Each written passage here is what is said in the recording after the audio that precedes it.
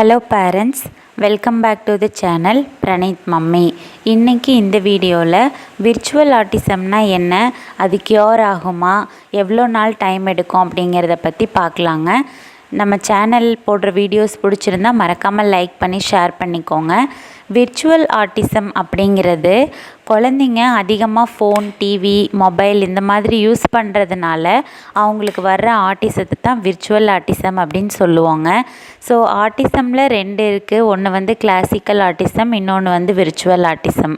இந்த virtual ஆட்டிசமும் classical ஆட்டிசமும் பார்க்குறதுக்கு almost ஒரே மாதிரி தான் இருப்பாங்க.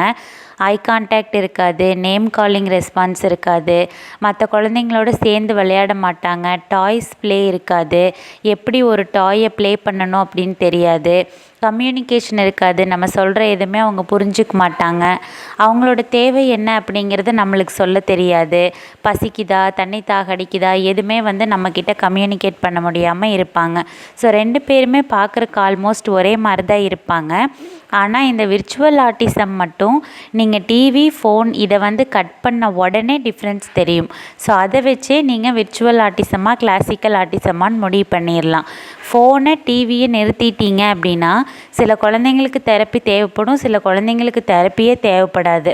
அந்த அளவுக்கு ரொம்ப ஈஸியாக வந்து ரெக்கவர் ஆயிடுவாங்க இந்த விர்ச்சுவல் ஆட்டிசம். பட் கிளாசிக்கல் ஆட்டிசம்ங்கிறது அப்படி கிடையாது. ஃபோனு, டிவி எல்லாமே கட் பண்ணணும். காலையிலேருந்து சாயந்தரம் வரைக்கும் அவங்களுக்கு நிறைய பிஹேவியர் இருக்கும். ஸோ பிஹேவியரை கண்ட்ரோல் பண்ணணும். தெரப்பி சென்டர் கூட்டிகிட்டு போகணும், வீட்லேயும் தெரப்பி கொடுக்கணும், பார்க்குக்கு கூட்டிகிட்டு போகணும், அவங்கள என்கேஜ் பண்ணணும், பிஹேவியர் பண்ண விடக்கூடாது. ஸோ இந்த மாதிரி நிறைய விஷயங்கள் இருக்குங்க கிளாசிக்கல் ஆட்டிசத்துக்கு. விர்ச்சுவல் ஆட்டிசம் பொறுத்த வரைக்கும் அந்த மாதிரி எதுவும் கிடையாது.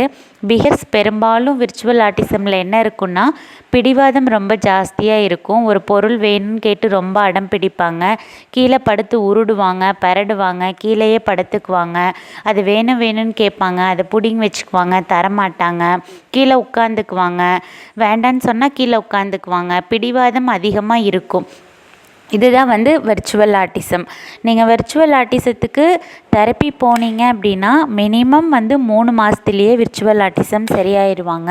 நான் தெரப்பி எடுக்கிற சென்டர்லேயே வந்து ஒரு குழந்த வெறும் 3 மாதம் மட்டும் வந்து விர்ச்சுவல் ஆட்டிசம் குழந்தை சரியாகி போயிருக்குது. ஜஸ்ட்டு 3 months தான். இன்னொரு குழந்த வந்து ஒரு 6 months ரெடி ஆயிடுச்சு. அதே மாதிரி மேக்ஸிமம் பார்த்திங்கன்னா ஒரு 1 year தான். இந்த விர்ச்சுவல் ஆட்டிசம் குழந்தைக்கு மினிமம் 3 months இருந்து மேக்ஸிமம் 1 year வரைக்கும் இந்த விர்ச்சுவல் ஆட்டிசம் குழந்தைக்கு தெரப்பி தேவைப்படும்.